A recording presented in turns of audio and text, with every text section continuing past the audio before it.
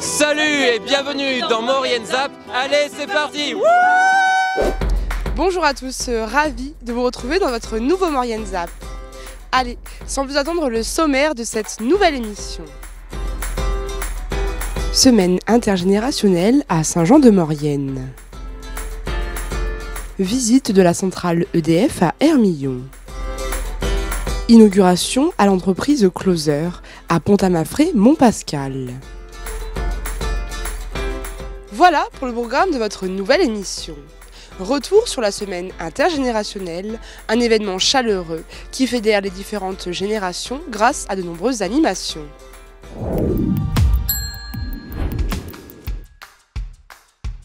Du 4 au 8 octobre s'est déroulée à Saint-Jean-de-Maurienne la semaine intergénérationnelle. Le but de l'événement est de regrouper les tranches d'âge autour de différentes activités. Donc on a été au sein de l'EHPAD avec des personnes âgées, on leur a offert de l'accordéon.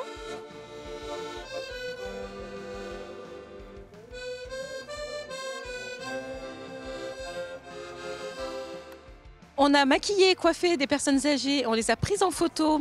Ce seront des photos qui seront en noir et blanc. Donc on a fait un shooting photo avec les personnes âgées et ça a été un moment extrêmement chaleureux et très humain. Laurence, coiffeuse maquilleuse, nous parle de la journée. Alors aujourd'hui, j'ai fait une animation pour un moment qui s'appelle Un moment à soi. L'idée était d'offrir un bon moment détente, beauté, relaxation, mise en confiance de soi à des personnes de plus de 75 ans. Ils ont été très heureux de pouvoir se faire chouchouter comme ça.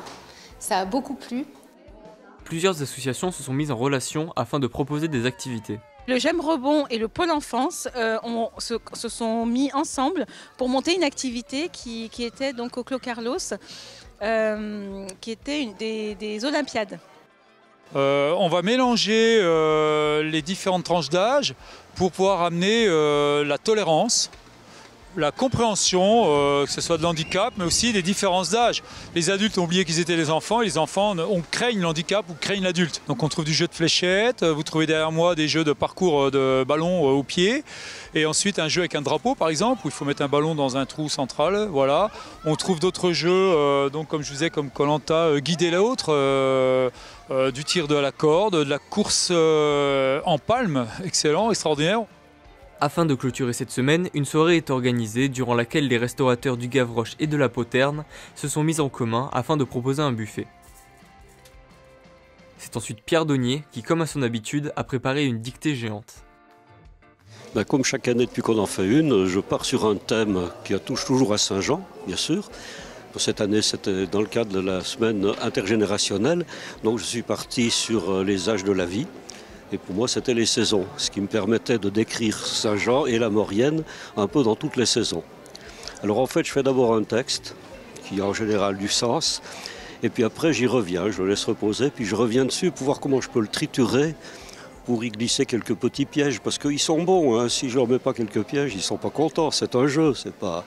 Voilà, il faut un peu affronter des choses assez difficiles. Cette semaine touche à sa fin, le mélange des générations permet d'en apprendre plus sur autrui. La centrale hydroélectrique de Longefan nous a ouvert ses portes pour une visite spéciale.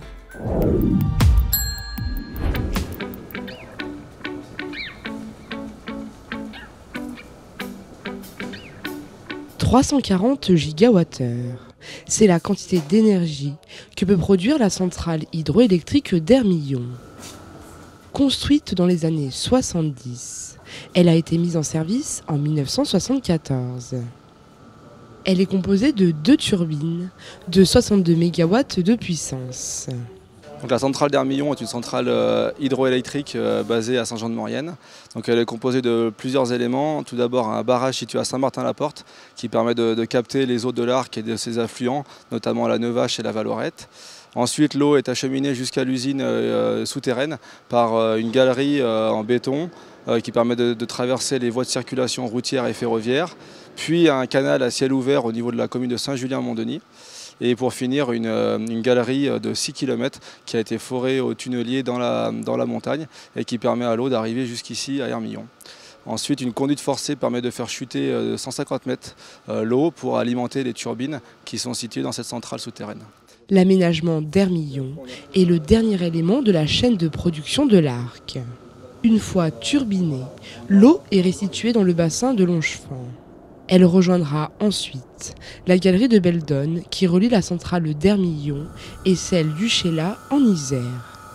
Depuis 2018, EDF réalise d'importants travaux sur cette centrale. L'occasion d'organiser une réunion avec les acteurs et les forces vives du territoire. Donc nous avons un projet d'augmentation de puissance des centrales de la Saussa et d'Hermillon. Donc c'est un projet qui a été initié en 2018 avec des premiers travaux réalisés sur l'usine de la Saussa. Ces travaux se poursuivent depuis cette année sur la centrale d'Hermillon avec un chantier d'augmentation de la puissance du premier groupe de cette usine, chantier qui a démarré au mois d'avril et qui se terminera au mois de décembre. Le deuxième groupe sera également modernisé l'année prochaine. L'objectif au final, c'est d'augmenter la puissance de ces deux centrales de l'ordre de 10 à 15%. Leur production actuellement de ces deux centrales cumulées est de l'ordre de celle de la consommation d'une ville de 300 000 habitants. Donc ça permet vraiment d'augmenter significativement notre puissance et notre production.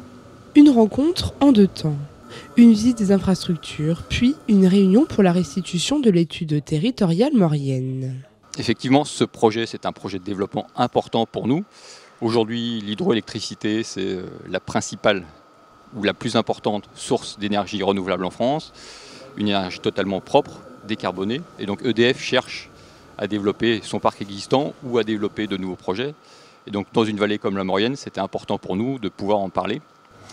Cette réunion que nous organisons, elle a un autre objectif, qui est celui de faire la restitution d'une étude territoriale qui a été menée en 2019. Donc elle vise à nous permettre de bien comprendre ce que sont les enjeux, les spécificités de ce territoire. Actuellement, une turbine est donc à l'arrêt pour les travaux.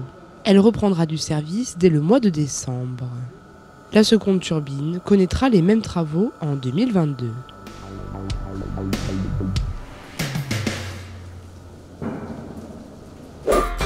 L'entreprise Closer a inauguré un nouveau bâtiment dans la zone industrielle de Pont-à-Mafré-Montpascal.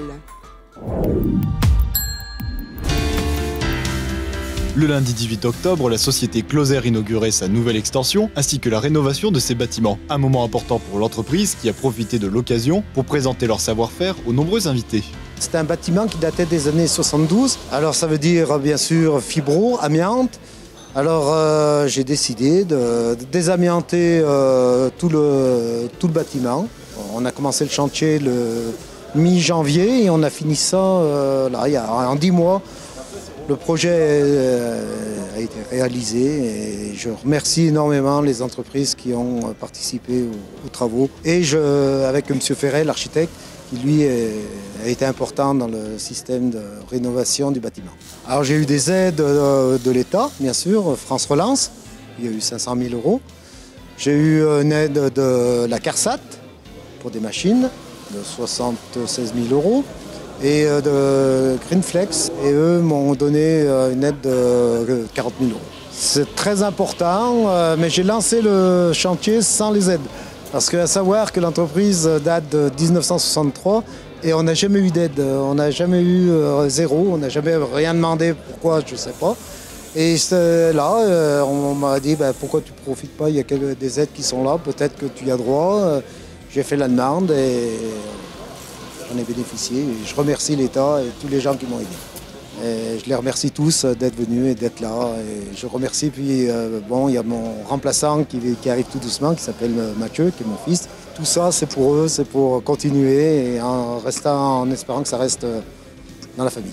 Une affaire familiale qui a bénéficié d'aides de l'État dans le cadre de l'appel à projet Territoire d'industrie, dont Closer a été lauréate. Des aides destinées à relancer l'économie suite à la crise du Covid-19. Donc c'est une entreprise qui voulait investir pour améliorer sa compétitivité, mais également pour améliorer ses conditions de travail et ainsi que les économies d'énergie qu'elle pouvait faire grâce à un nouveau bâtiment et grâce à de nouvelles conditions de travail. Alors l'investissement total fait 3 millions d'euros, l'aide de l'État fait 500 000 €. Donc c'est important évidemment pour la famille Closer qui a décidé d'aller de l'avant et d'investir. Cette aide l'a bien accompagnée. En même temps, c'est un choix également d'entrepreneur. C'est aussi un pari sur l'avenir, mais une entreprise qui est une belle entreprise ici en Maurienne, dans une zone industrielle où on a, j'allais dire, la tradition du travail bien fait. Votre ZAP touche à sa fin. Merci d'être toujours aussi nombreux à nous suivre. Retrouvez l'intégralité de tous les reportages sur les réseaux sociaux et sur les box.